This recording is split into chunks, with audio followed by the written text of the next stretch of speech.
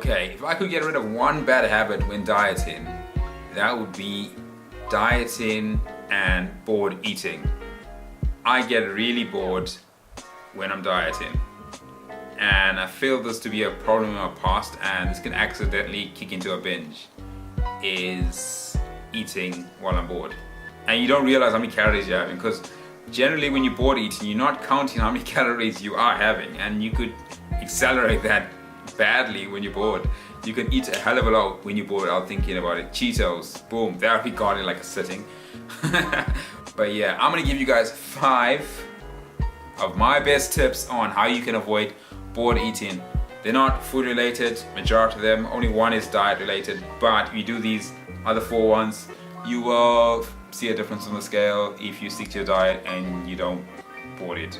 Okay, and these things only work when you set time aside out of the day for it to work. So set a time when you know you're going to be bored. So generally after work people get bored, say 6 o'clock, you're gonna do these things, and they should help you not board it. Let's get into it. Number 1, start a project. This is gonna sound really silly, but you'll be surprised. When you start a project, your focus on that thing is accelerated. You're trying to hone on doing this one thing and doing as much research as you can while you're practicing for this project. And this will help keep your mind occupied away from food. That's the main aim of this, is to keep your mind away from food. So hopefully the project you start is not baking or cooking, because you're gonna be looking at food. And the smells, the thing that gets me is smell. Smell gets me with food all the time.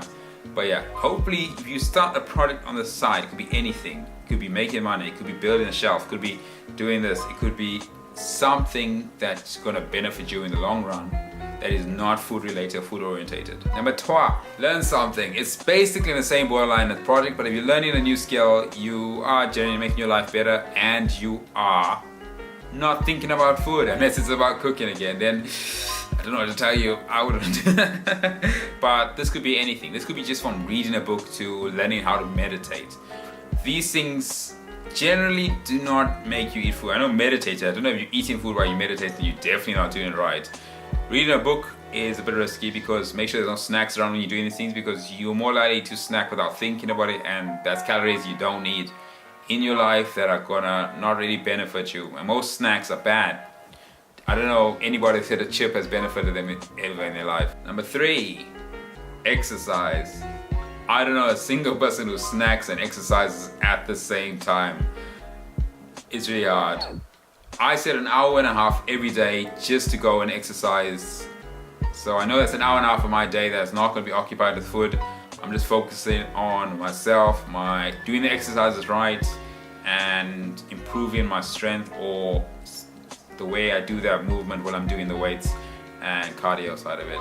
I generally just do an hour and a half, because that's my average time from when I leave the home to when I get back. So when I'm driving there and driving back. And you could do any form of exercise. You don't need to go to the gym, you can go for a walk. But if you set time aside to do the exercise, it's going to benefit you in your weight loss journey, and it's going to benefit you in your health. It makes you feel a lot more. When you've done a lot of cardio and walking and stuff like that, you generally feel better about yourself. So just do exercise and you see a big difference. Number 4, I think it's 4. I hope I did the last one. Seeing friends. Again, hopefully your friend is not a baker, otherwise this is gonna really suck. But yeah, seeing friends. If you go and see your friends, generally you keep yourself busy. If you're not planning to go out to a restaurant each time you see them, you can go to a coffee shop, have black coffee or just tea with no milk. You can just go see your friends, you can talk, you can go for a walk with them. And the thing is, being social always makes me feel better. After I see my friends, I normally feel a lot better. It depends if you're introvert or outrovert. I feel a lot better after talking to someone, after not talking to someone for a long time. It helps. It's also like a stress reliever. So when you're talking to friends, they keep you occupied. You can talk to them about your diet, how it's going. Always tell your friends you are dieting, because it makes it easier when they want to eat bad food. They don't always want to go eat. You guys can go for a walk. You guys can go in shops and stuff like that. If you go for a walk and stop at the shops, you can get whatever you can eat that's healthy. They can get whatever they eat normally, and generally everyone will be happy. And yeah, see your friends more often. Friends, family, the same thing. That's what I'm in. And number 5, I've talked about this a bunch of times, and that is fasting. Fasting is the best way to improve your willpower when snacking when bored. If you know you can't eat these times, or you got a set plan on how you're supposed to eat, a certain structure, fasting is the way to go. Because I know, for example, I can't eat 16 hours of the day, and I only can start eating after that time. I will not eat that time because I know in my mind is I'm on a certain diet that just restricts my calories during these times, so I won't be able to eat the majority of the day. And it just helps as a very good calorie restrictor. So you know this time of the day is not to be focused on food at all. So you can focus on other things that are more important than just having a snack. And generally, the more you fast, the better you get at it. So if you're doing a 16-hour fast on a daily basis, you should see an improvement on their willpower over time. And one thing I've got really good at doing now while fasting is I do the 1 meal a day diet. And I will talk about that more in my update for my weight loss journey and stuff like that. But I've started doing 1 meal a day so I can focus most of my day on other things. And I can distract myself at the point where I want snacks now and then. Snacking will never want to go away, but it's got a lot better from maybe beginning of this year. I've always wanted a snack, but now I can go a day with just having water or black coffee. And normally that keeps me going through the day. And if I do snack, I am not going to be brutal on myself. I'm just going to be like, okay, I fell off this once. Just don't make it a regular thing. If it becomes a regular thing, that's when things go bad.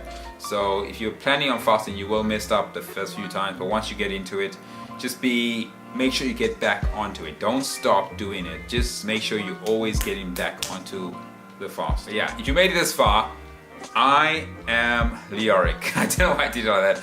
I am Leoric and I am fasting for my wedding in, I should know this, 10.5 months, and I need to lose about 22, 23 kilos, and I want you to subscribe. Not for the subscriber number, to be an accountable buddy for me, and I'll be an accountable buddy for you.